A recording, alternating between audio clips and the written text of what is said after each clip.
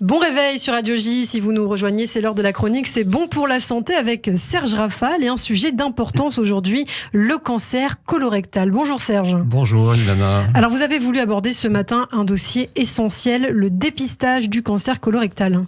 Oui Ilana, car il constitue le 3e cancer le plus fréquent en France, derrière la prostate et le poumon, à l'origine d'un peu plus de 40 000 nouveaux cas chaque année qui surviennent presque exclusivement après 50 ans. Donc, comment expliquer cette incidence du cancer colorectal ? D'abord par le vieillissement de la population, mais également le dépistage et les modifications du mode de vie, l'alimentation, l'alcool, le surpoids.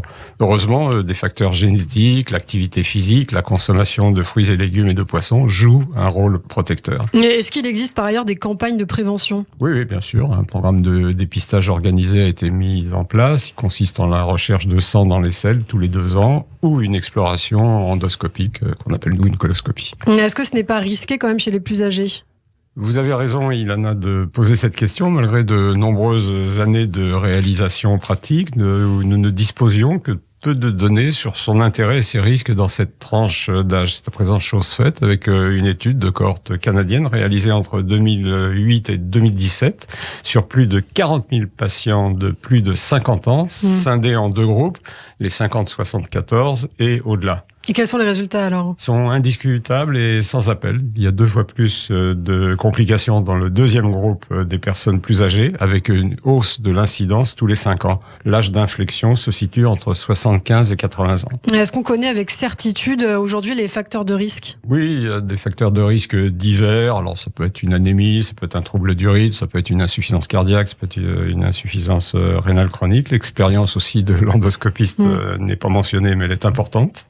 Et quelles conclusions peut-on en tirer ? Les conclusions, il ressort de cette étude que la coloscopie n'est pas un examen anodin, surtout à partir d'un certain âge. Donc son indication doit être posée avec la plus grande attention par le gastro-entérologue. Et l'hémoculte, qui est certes moins fiable, ne présente pas ces inconvénients, il doit être plus largement utilisé. Alors la prochaine fois que nos auditeurs recevront le courrier les incitant à se faire dépister, je leur demande de ne pas le balancer comme on le fait souvent, mais de prendre rendez-vous immédiatement avec le médecin traitant qui remettra le kit de réalisation, qui est extrêmement simple. C'est un test non invasif, tout bénéfice et sans risque. Just do it, comme dirait la marque à la virgule, Serge. Exactement. Merci Serge Rafal, qu'on retrouve dès demain sur Radio J.